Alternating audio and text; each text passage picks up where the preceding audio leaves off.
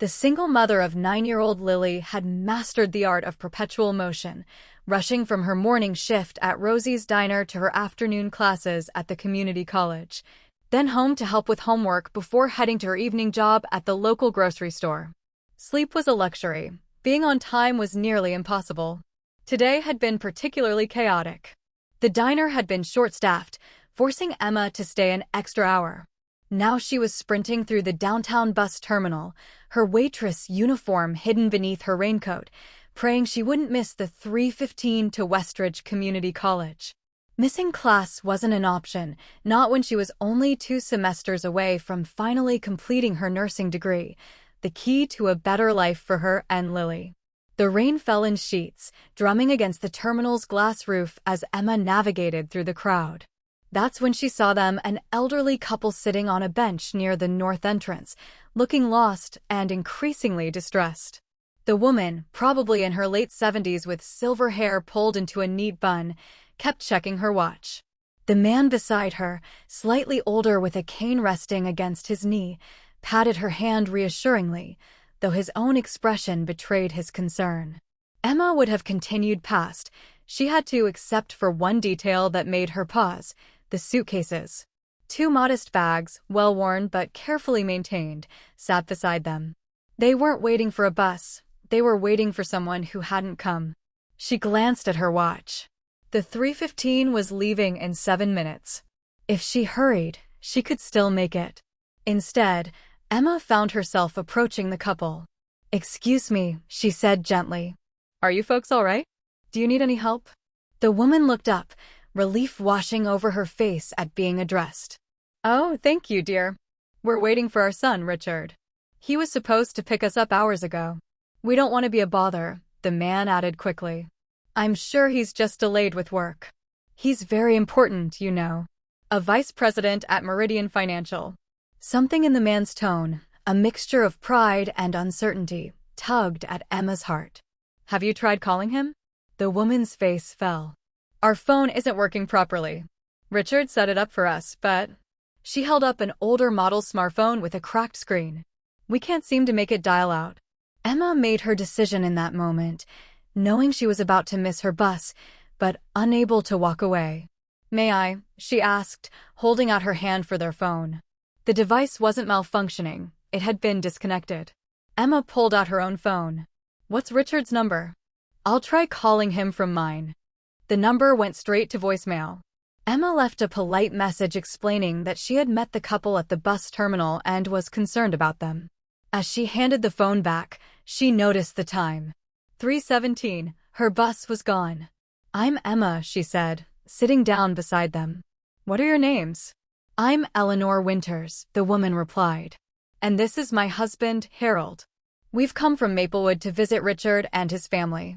He's just built a beautiful new house in Oak Ridge Estates. We haven't seen the grandchildren in almost a year," Harold added. "They grow so fast at that age." Emma nodded, a knot forming in her stomach. Something wasn't right about this situation. "How long have you been waiting?" Eleanor checked her watch again. "Our bus arrived at 10 this morning. Richard said he'd be here to pick us up. 5 hours. They had been sitting here for 5 hours, 2 elderly people with health issues, waiting for a son who hadn't come. "Let me try something," Emma said, pulling out her phone again. A quick internet search for Richard Winters' Meridian Financial yielded several results, including a company directory listing and a recent article about executive promotions. The photograph confirmed it was likely their son, a man in his 50s with Harold's jawline and Eleanor's eyes, looking confidently at the camera in an expensive suit. Emma called Meridian Financial's main number and asked for Richard Winters. After being transferred twice, a clipped voice informed her that Mr. Winters is out of the office for the remainder of the week on personal business. Personal business that apparently didn't include picking up his elderly parents. Rain continued to pound outside as Emma considered her options. She couldn't leave them here, but she also had responsibilities. Lily would be getting out of after-school care soon, and Emma needed to be there to pick her up. "Mr. and Mrs. Winters," she said finally, "I don't think Richard is coming today. Would you like me to help you get a taxi to his house?" Eleanor and Harold exchanged worried glances. "We don't have the address. Eleanor admitted. Richard said he'd pick us up, so we didn't write it down. And I'm afraid we don't have money for a taxi. Richard was going to give us some cash when he picked us up. The knot in Emma's stomach tightened. This wasn't just a miscommunication or a son running late. Something was very wrong. Do you have somewhere else you could stay tonight? Other family in the area? Harold shook his head. No, it's just Richard. Our daughter lives in Arizona, but we haven't spoken in years. Family disagreement, he added vaguely. Emma made a decision that would change all their lives, though she couldn't have known it then. Why don't you come home with me? It's not much, just a small apartment, but you can get warm and dry, have something to eat, and we can figure this out together. Eleanor's eyes welled with tears. We couldn't impose. It's not an imposition, Emma assured her, even as a voice in the back of her mind questioned the wisdom of inviting strangers home. But these weren't just any strangers, they were someone's abandoned parents, vulnerable and alone. I just need to pick up my daughter from after-school care first. And so, in the pouring rain, Emma Collins, who was already stretching every minute and every dollar to breaking point, helped Harold and Eleanor Winters gather their belongings and led them to the bus stop that would take them to Lily's school. Lily Collins was used to her mother's spontaneous acts of kindness. At 9, she had already accompanied Emma to deliver meals to homebound neighbors, helped collect coats for the winter clothing drive, and spent weekends volunteering at the animal shelter. But even Lily was surprised when her mother arrived at after-school care with 2 elderly people in tow. Lily, these are the Winters, Emma explained as they huddled under the school's entrance awning. They're going to stay with us tonight. To her credit, Lily simply nodded and offered Harold and Eleanor a shy smile. Do you like mac and cheese? That's what we're having for dinner. Mom makes it with extra cheese on top. Eleanor's face softened. That sounds wonderful, dear. I haven't had homemade mac and cheese in years. The bus ride to Emma's apartment was quiet, with Harold dozing against Eleanor's shoulder and Lily watching the rain-streaked scenery with the patient acceptance of a child accustomed to life's unexpected turns. Emma used the time to text her evening manager at the grocery store, explaining she couldn't make her shift due to a family emergency. It would mean a tighter budget this month, but she couldn't leave the Winters alone, not until she figured out what was happening with their son. Their apartment was on the 3rd floor of an aging building in a modest neighborhood, clean and homey, but with the unmistakable signs of financial constraint. The furniture was mismatched but well-maintained, the walls decorated with Lily's artwork and a few carefully chosen photographs. It wasn't much, but it was home. Please make yourselves comfortable, Emma said, helping Harold to the couch. I'll put on some tea, and then we can try calling Richard again. As Emma busied herself in the small kitchen, she could hear Lily chatting with the Winters, showing Eleanor her school project about different types of clouds, and explaining to Harold how her stuffed penguin collection was organized by size and species. The easy way her daughter connected with these strangers reinforced Emma's instinct that despite the unusual circumstances, the Winters posed no threat.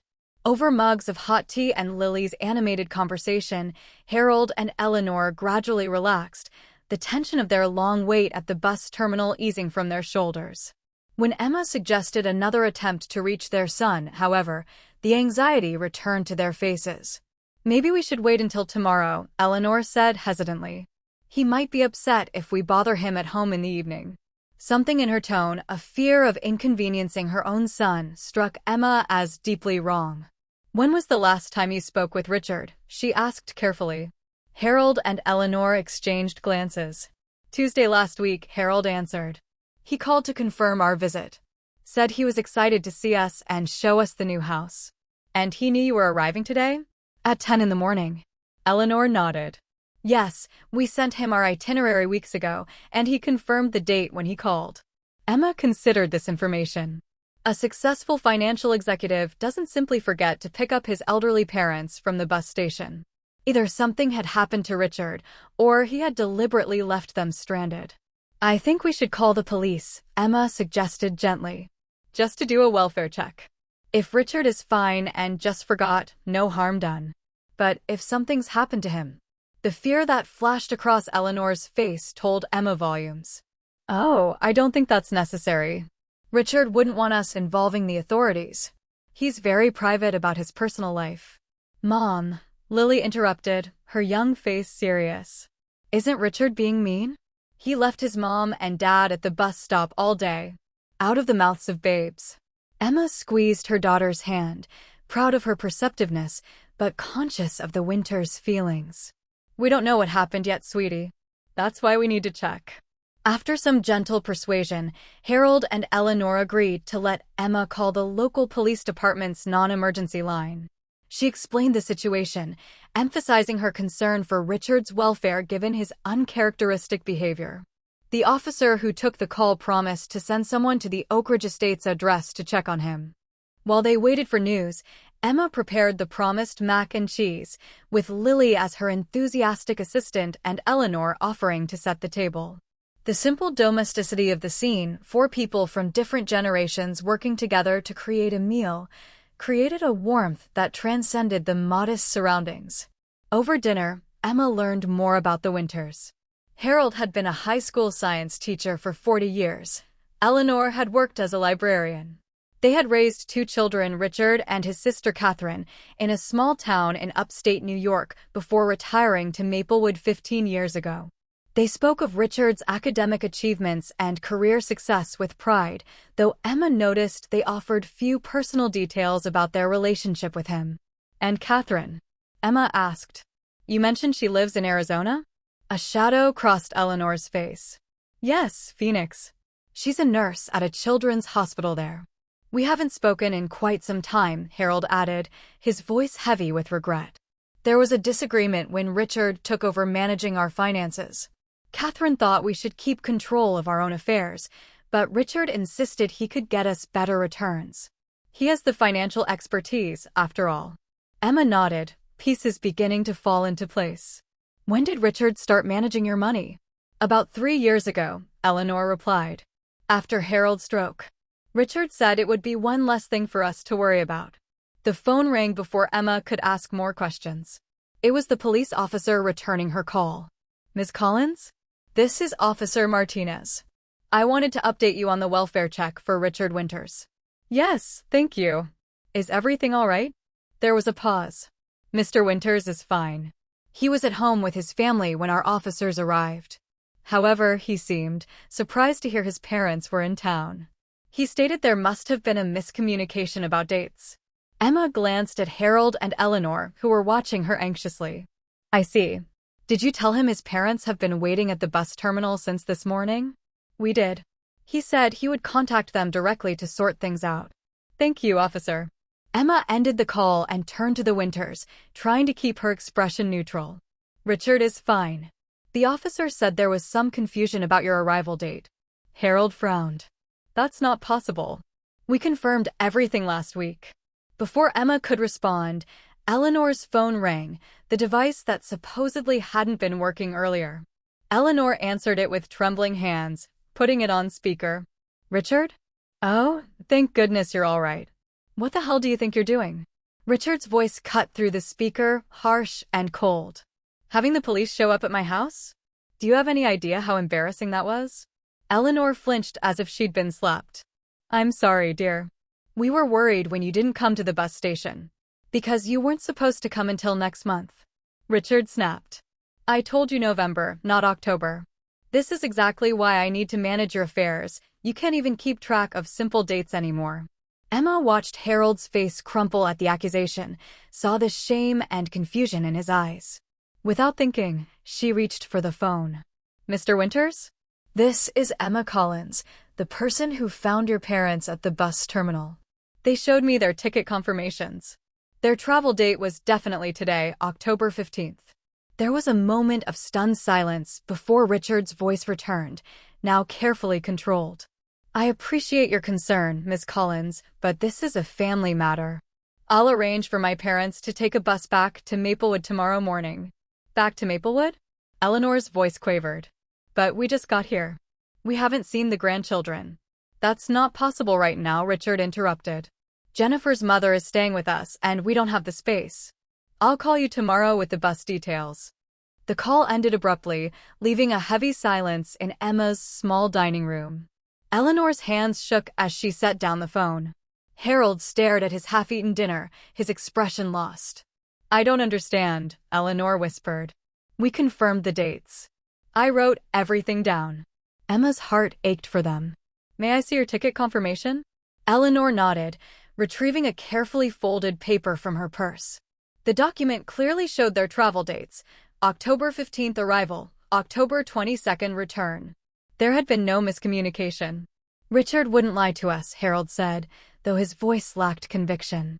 "There must be some explanation." Emma chose her next words carefully. "Mr. Winters, Mrs. Winters, is it possible that Richard didn't want you to visit? That he deliberately gave you the wrong information about picking you up?" The question hung in the air, too painful to acknowledge but impossible to ignore. Lily, who had been quietly listening to the adult conversation, suddenly spoke up. "My dad lies sometimes," she said matter-of-factly. "He says he'll come see me for my birthday or Christmas, but then he doesn't. Mom says some grown-ups don't know how to tell the truth when it's hard." Emma reached for her daughter's hand, both proud of her insight and sad that she had learned such a lesson so young. "That's right, sweetie. And it's not your fault when they do that." Eleanor dabbed at her eyes with a napkin. "We've imposed on your kindness enough. Perhaps we should find a hotel for the night." "Absolutely not," Emma said firmly. "You'll stay here until we figure this out. Lily and I can share my room, and you can take hers." "We couldn't possibly," Harold began. "You can and you will," Emma insisted. "It's already settled." That night, after the Winters had been settled in Lily's room, the little girl delighted to share her space and stuffed animal collection, and Lily was asleep beside Emma in her bed. Emma sat